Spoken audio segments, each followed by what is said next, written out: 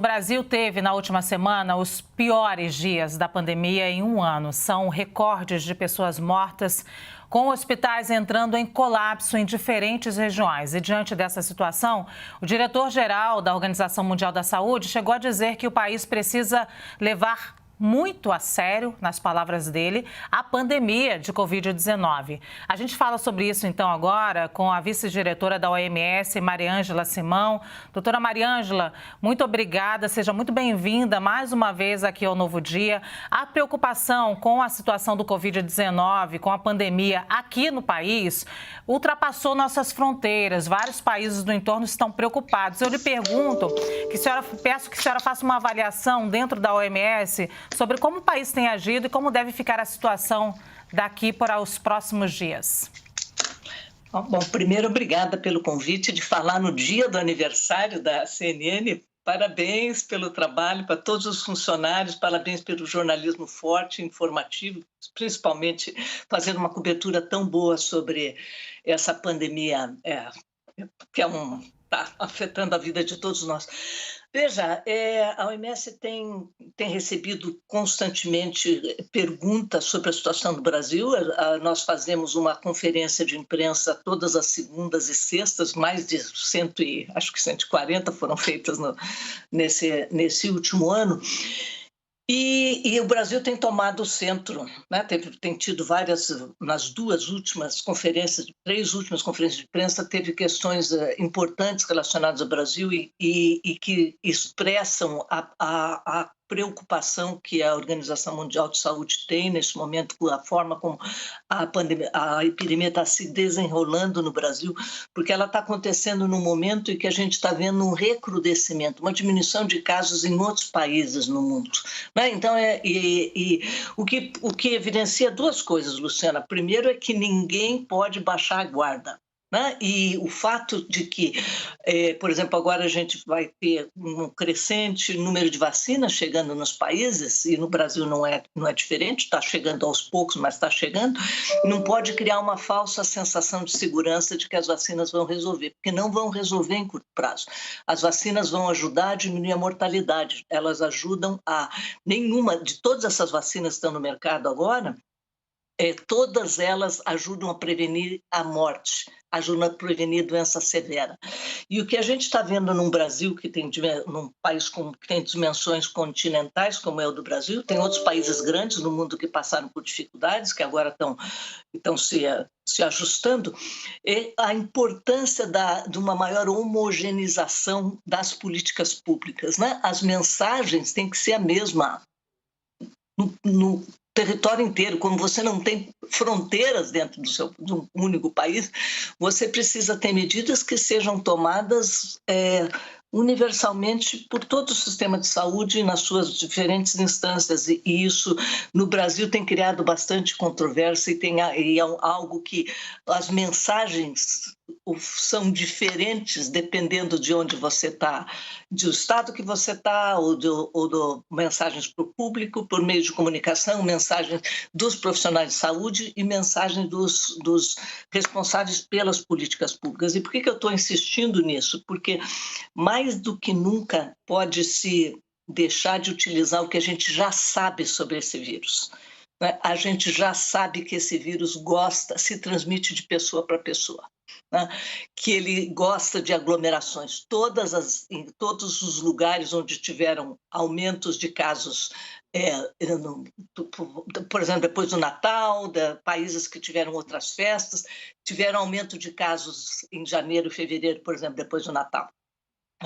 A mensagem do uso da máscara, que eu ainda vejo que no Brasil é bastante inconsistente, né? E é uma mensagem que tem que ser parte das políticas públicas, o uso de máscara em ambientes públicos, quando você não tem possibilidade de distanciamento social, no transporte urbano, até dentro do comércio, né? Isso é uma mensagem que deveria ser mais amplamente disseminada e de forma mais homogênea, porque ajuda, já tem evidência científica. Não estou falando que a OMS acha porque acha. A OMS fala isso porque existe evidência científica que o uso consistente de máscara diminui a transmissão de pessoa para pessoa. A higienização das mãos. o distanciamento físico, né? E evitar aglomerações, né? A gente está vendo, não, cada vez, se você tem um vírus que transmite de pessoa para pessoa, toda vez que você tem um monte de pessoas juntas, se não, as medidas de distanciamento de 1,5 metro, 2 metros não tiverem sendo tomadas, você vai ter transmissão do vírus. Então, eu diria que são as duas coisas: a falsa sensação de segurança de que as vacinas chegaram para acabar com essa doença, porque não vai acabar tão cedo, e a falta de adoção de uma mensagem mais consistente e dos mecanismos também para que não é só mensagem, né, mas políticas públicas que facilitem. Por exemplo, se você não tem dinheiro para comprar máscara, a unidade de saúde deveria fornecer máscara. Como que a política pública pode ajudar? Outra questão que a gente tem visto também é que países que estão enfrentando, que não é só o Brasil, né, mas o Brasil é da forma mais aguda hoje no mundo, né, que estão enfrentando um enorme estresse sobre o sistema de saúde, em que as UTIs estão com vagas limitadíssimas, não tem mais vaga, que você precisa fazer uma limitação radical na movimentação das pessoas. Eu sei que em vários locais no Brasil foi decretado agora um lockdown total temporário para diminuir a pressão no sistema de saúde. Vai acabar com a Covid? Não vai acabar com a Covid, mas diminui a pressão no sistema de saúde. Faz com que haja melhor eficácia na forma de atendimento das pessoas. Doutora Maria Ângela, desculpe até a deselegância de interrompê-la, mas eu quero lhe perguntar justamente a respeito disso que a senhora está dizendo. Como a senhora é vice-diretora-geral da OMS, então observa no dia a dia o andar da carruagem da pandemia em diferentes países, eu gostaria de ouvir o relato da senhora. Por quê? Essas medidas restritivas mais severas, evidentemente que elas vão gerar muitas críticas, porque o empresário não quer demitir o funcionário. O funcionário, por sua vez, tem que colocar comida na boca dos filhos, ele não quer perder o emprego, ninguém quer passar fome. E, ao mesmo tempo, o médico dentro do hospital não pode viver a situação de escolher quem vai viver, quem vai morrer. Então, a gente tem opções todas ruins para a vida das pessoas, mas que se tornam necessárias. É uma equação difícil, mas eu gostaria de ouvi-la. Os países que adotaram medidas mais restritivas, medidas mais severas de lockdown, foram eficazes? Os resultados são bons? Foram eficazes no curto prazo para diminuir a pressão no sistema de saúde, que acho que é esse que é o objetivo primário, né? É que você possa dar condições para aquelas pessoas que estão doentes, elas serem atendidas adequadamente, para o profissional de saúde também não resolver desistir, porque o sistema está sofrendo uma pressão enorme. Então, elas não são medidas de longo prazo, né? Em países ricos, elas são medidas de longo prazo, né? Mas em países em desenvolvimento elas não são sustentáveis no longo prazo e provavelmente elas não podem ser tomadas para o país como um todo, mas nas situações em que você tem já um alerta vermelho e que você está com uma situação incontrolável no sistema de saúde, tem que fazer a diminuição drástica da circulação das pessoas por um período de tempo para baixar um pouco a pressão. Vocês sabem, eu moro na Organização Mundial de Saúde, é situada na Suíça. A Suíça é um país rico, né?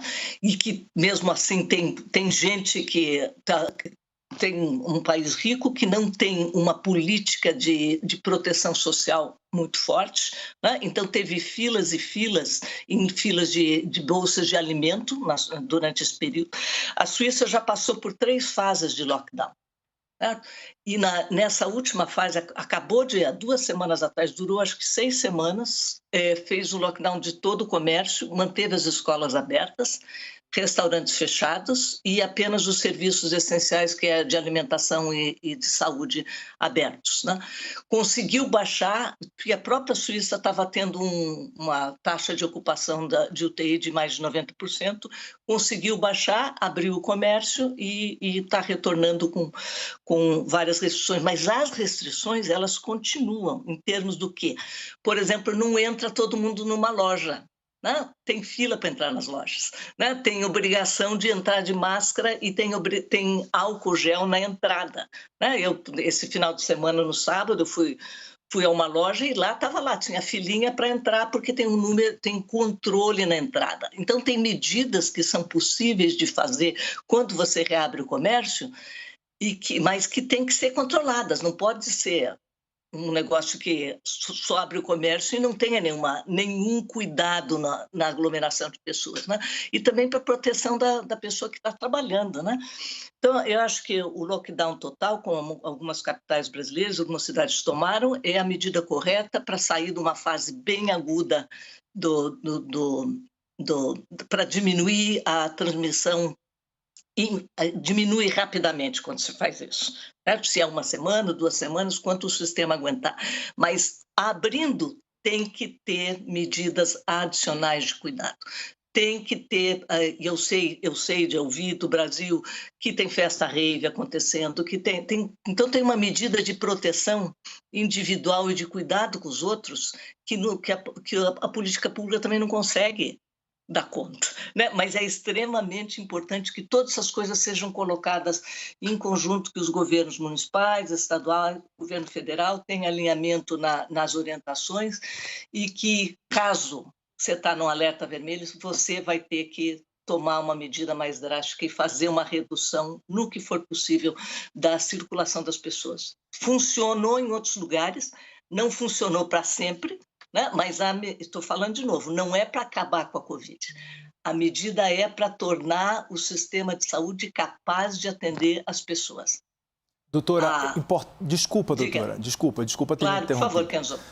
Doutora, só para encadear aí o nosso bate-papo aqui no Novo Dia, eu gostaria acho que é importante esse ponto que a senhora tocou aí sobre a conscientização, né, que na verdade é um trabalho que a gente tem que ser de todos, assim, dos governantes, eles precisam tomar esses cuidados, precisam adotar algumas medidas, sim, governadores também, isso de uma forma escalonada, mas a população precisa se conscientizar, né? A população precisa também fazer a sua parte. Eu acho que se cada um fizer um pouco, a gente consegue ter uma situação um pouco mais controlada. Eu acho que a conscientização é super importante. Você falou, doutora, de alguns pontos aí sobre vacinação também, que a vacinação ela é importante, só que ela não acaba com a doença, né? As pessoas precisam tomar os cuidados, precisam continuar. Afinal de contas, é uma vacina muito nova, ela foi aprovada. E ainda nessa esteira sobre aprovação, eu gostaria de fazer um questionamento em relação a um medicamento que foi aprovado, inclusive, aqui na Anvisa na semana passada, o Remdesivir, que é um medicamento que foi aprovado aqui para utilização em hospitais, mas eu gostaria de saber por que a Organização Mundial de Saúde não recomenda ainda esse medicamento. Os estudos foram diferentes? Foram isso, doutora? Não. Kenzo, obrigada pela pergunta, porque o Remdesivir já rendeu bastante discussão globalmente o ano passado, e agora está sendo autorizado no Brasil.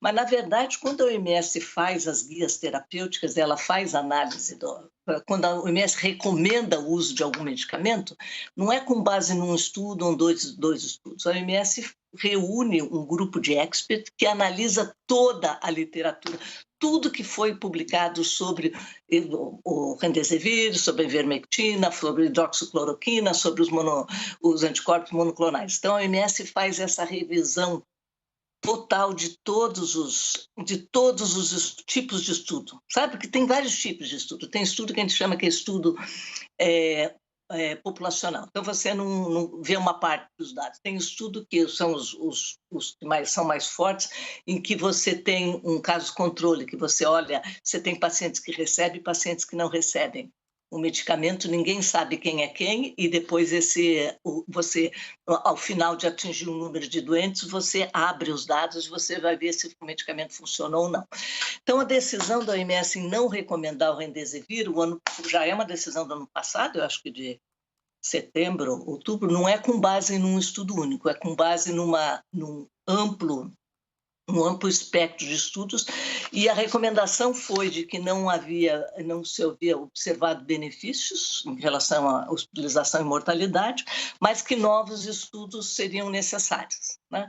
Então, acho que a Anvisa é uma agência regulatória extremamente forte, né?